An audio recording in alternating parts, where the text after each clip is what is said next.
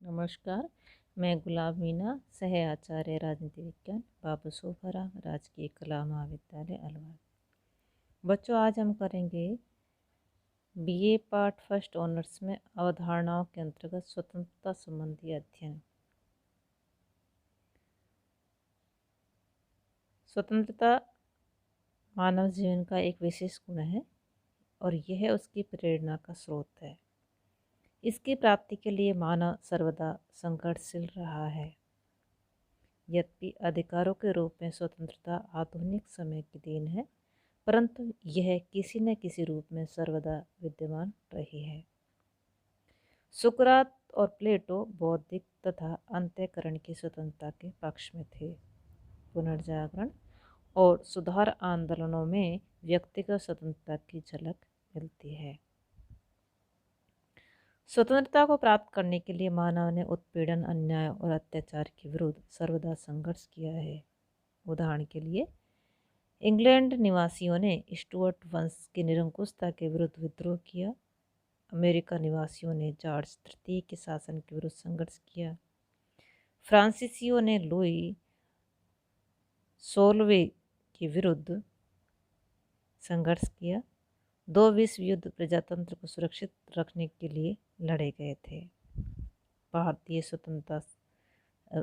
राष्ट्रीय आंदोलन में श्री बाल गंगाधर तिलक की ये शब्द कि स्वतंत्रता मेरा जन्मसिद्ध अधिकार है और मैं इसे लेकर रहूँगा, ये शब्द चिर स्मरणीय है। लोकतांत्रिक राज्यों में स्वतंत्रता को मूल्यवान वस्तु समझा जाता है। स्वतंत्रता का अर्थ, प्रकृति एवं परिभाषा। स्वतंत्रता व्यक्ति, समूह, संगठन, राज्य या राष्ट्र के लिए एक मूल्यवान वस्तु है। इसके अभाव में व्यक्ति, संगठन और राज्य अपने सर्वोत्तम स्वरूप को प्राप्त नहीं कर सकते। फिर भी इसके अर्थों के संबंध में एक मत नहीं पाया जाता। इसके विविध अर्थ हैं। कुछ इसे स्वयं साध्य मानते हैं और कुछ के लिए यह साध्य की प्राप्ति के लिए एक साधन मात्र है। कुछ के लिए यह एक वांछनीय तत्व है तो कुछ के लिए यह प्रतिबंध, अस्थायी निरंकुशता से स्वतंत्रता की स्थिति है। कुछ विद्वान इसे किसी कार्य को करने की स्वतंत्रता के पक्ष में लेते हैं तो कुछ इसे प्राकृतिक अधिकारों के निर्बाध उपयोग के रूप में लेते हैं। कुछ इसे विशेष अधिकारों के रूप में लेते हैं तो कुछ विद्वान इसे स्वतंत्र भाषण, अभिव्यक्ति, विचरने या समूह या संगठन बनाने की स्वतंत्रता के रूप में लेते हैं। अब हम करते हैं स्वतंत्रता का नकारात्मक अर्थ। स्वतंत्रता को दो अर्थों में अभिव्यक्त किया जा सकता है, नकारात्मक और सकारात्मक। नकारात्मक रूप में इसे शब्द की उत्पत्ति के रूप में देखा जा सकता है। लिबर्टी शब्द की उत्पत्ति लैटिन भाषा के लेबर शब्द से हुई है, जिसका अर्थ है बंधनहीनता या मर्यादाओं का अभाव। जब स्वतंत्रता पर किसी बाह्य सत्ता की मर्यादा न हो तो उसे स्वतंत्रता कहते हैं। यह स्वतंत्रता का निरपेक्ष रूप है, जिसमें व्यक्ति किसी बाह्य सत्ता से प्रभावित हुए बिना संकल्प करता है। इस संकल्प को कार्यान्वित करने की क्षमता को स्वतंत्रता कहते हैं। सामाजिक समझौते के सिद्धांत के समर्थक, विशेषकर हॉब्स और रूसो ने प्राकृतिक अवस्था में व्यक्ति द्वारा उपभोग की जाने वाली स्वतंत्रता को इन्हीं अर्थों में प्रयुक्त किया है।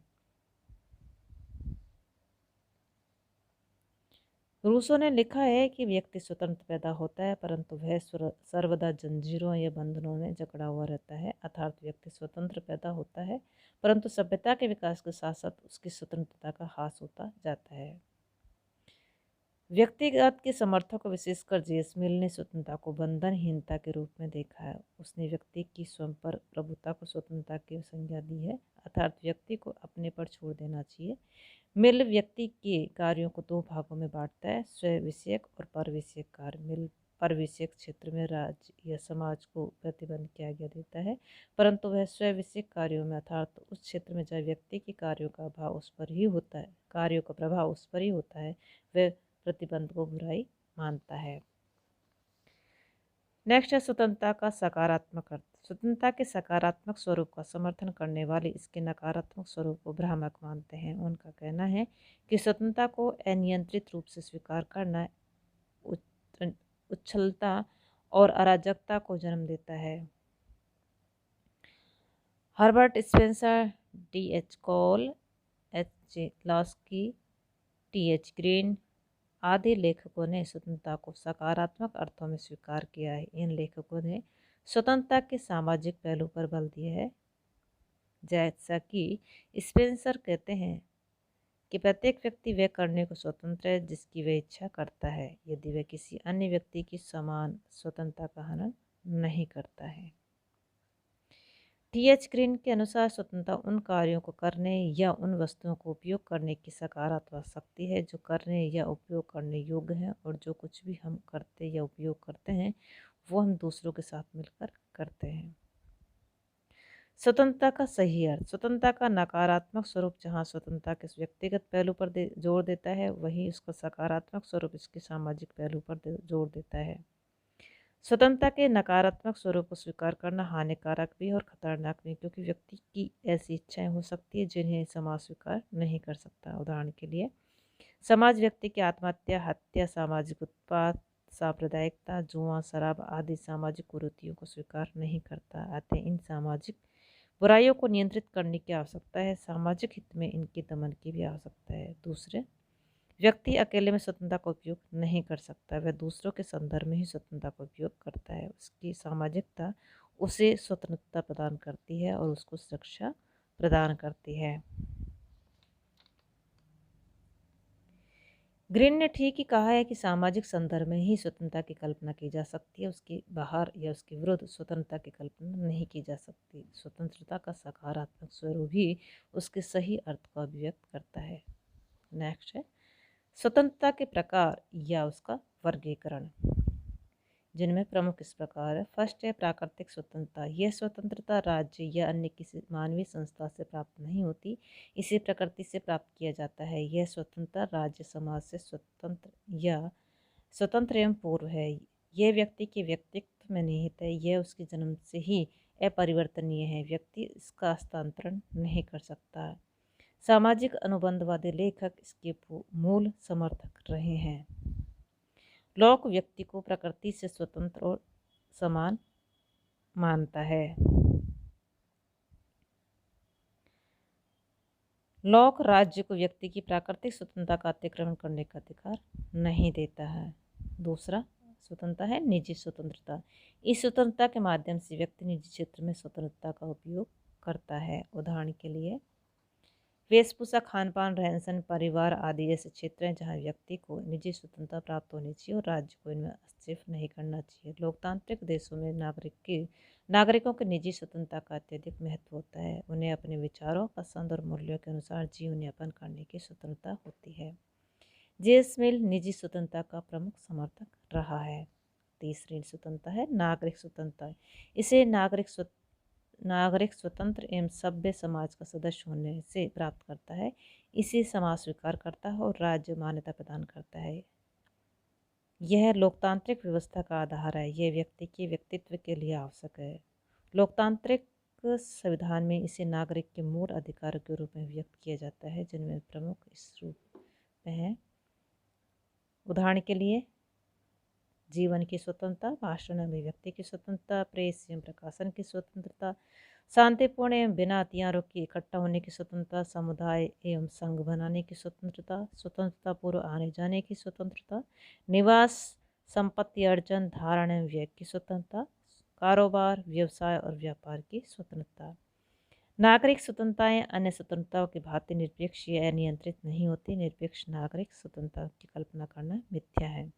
अनियंत्रित स्वतंत्रताएं समाज और व्यक्ति दोनों के लिए हानिकारक है। अतः राज्य सुरक्षा, सार्वजनिक व्यवस्था, स्वास्थ्य, शिष्टता और नैतिकता आदि के नाम पर इन्हें प्रतिबंधित कर सकता है, परंतु प्रतिबंध उचित ही हो सकते हैं, अनुचित नहीं हो सकते।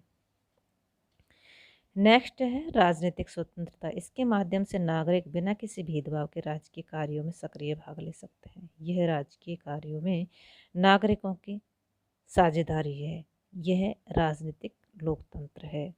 जैसा कि गिलक्रास्ट ने कहा है, व्यवहार में प्रजातंत्र का पर्यायवाची है।